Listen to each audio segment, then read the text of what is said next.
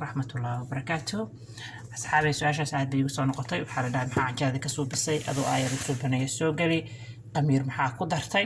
horta canjeerada intaasaan ka soo biyey aa u jeedeen wax qamiira kuma darsan. canjeeradii aad arkayseen commentigan hadda adiga soo qortaabaayo, laakiin haddii aad adigu jeceshahay baking powder yar waa ku darsan kartaa. mar kalaan saa ka suubinayaa waxaan idin soo gelin doonaa insha Allah iyadoo si degan u suubin doono. halka waxaa igu jira peanut butter yar ah, peanut butter baa igu jira, waxaan ka isticmaali doonaa wax yar.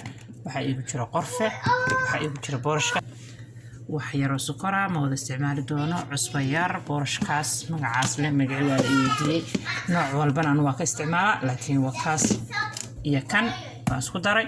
intaas isku soo suubin doona. marka waxaan ku shubayaa boorashka marka ugu horeysa ku soo shubay qiyaasta waa kanaan ku daray asagana ku shubtay. inta harka ayaan ka isticmaalay wax yar oo cusbo waan ku shubtay.